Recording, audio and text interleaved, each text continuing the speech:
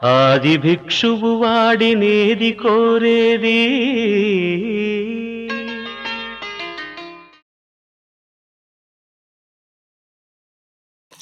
ఆహా, కైలాస దర్శనం.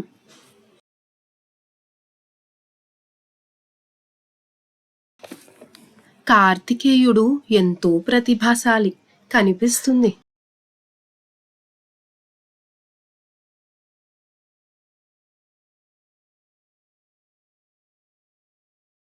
లడ్డు చాలా బాగుంది కదా ప్రభు. మన వినాయకుడైతే భోజన ప్రియులే. హహ, బొజ్జ గణపతి. ఈశ్వరుడు సంపూర్ణుడు, ఏదీ అవసరం లేని భవుడు ఆ శివుడు. అయినా దేహీ అని అమ్మవారి దగ్గర అడగటం ఏంటి అనుకుంటున్నారా? ఒకానొకప్పుడు ప్రకృతి మాయా అనుకున్నాడు శివుడు. అయితే అది లేకుండా చేశారు అమ్మవారు. ప్రకృతి నశించి ఏ జీవనోపాధి లేక సృష్టిలోని జీవులు ఆకలితో అలమటిస్తుంటే చూడలేక కాశీ అన్నపూర్ణ దగ్గర భిక్షకు వెళ్ళాడు విశ్వేశ్వరుడు. ప్రకృతి, ఆహారం మాయ కాదు, జీవులందరికీ పోషణ చాలా అవసరమని ఆహారం యొక్క విలువ తెలియజేశారు.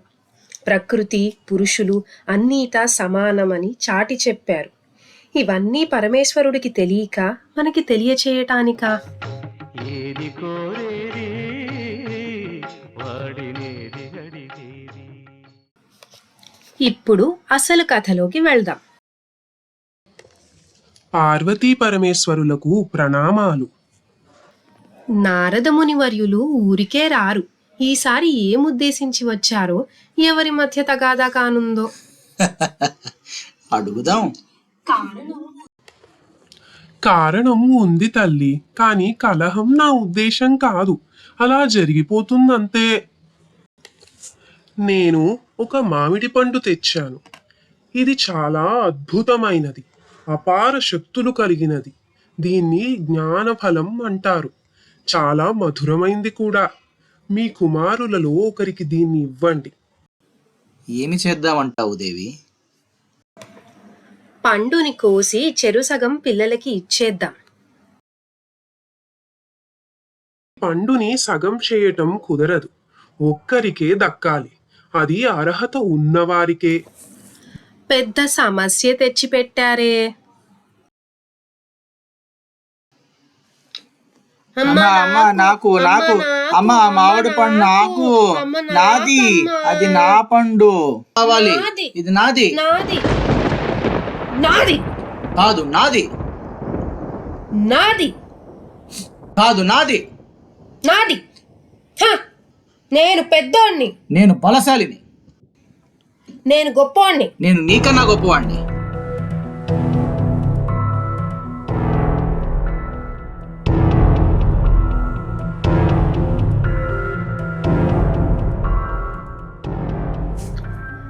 మీ తండ్రి గారు ఈ గొడవని తేలుస్తారులే.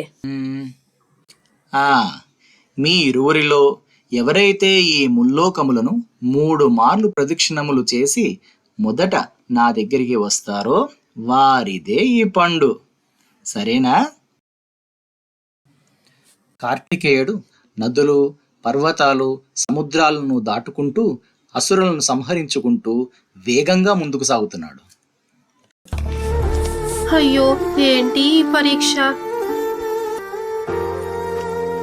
మూషిక, పోనీ మనం ప్రయత్నించి చూద్దామా? నా వల్ల కాదు ప్రభు, నన్ను వదిలేయండి, నేను వెళ్ళిపోతాను. కార్తికేయుడికున్నంత వేగం లేకపోతే ఏంటి? వినాయకుడి తెలివితేటలు అసామాన్యం.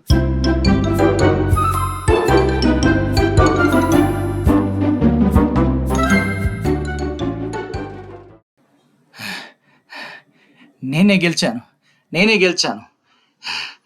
ఈ ముల్లోకములను చుట్టి మొదట నేనే మీ దగ్గరికి వచ్చాను. నేనే గెలిచాను. ఏది ఆ పండు నాకు ఇవ్వండి. నువ్వు ముల్లోకాలు తిరిగావు సరే, కానీ నేను అమ్మా నాన్న చుట్టూ తిరిగాను.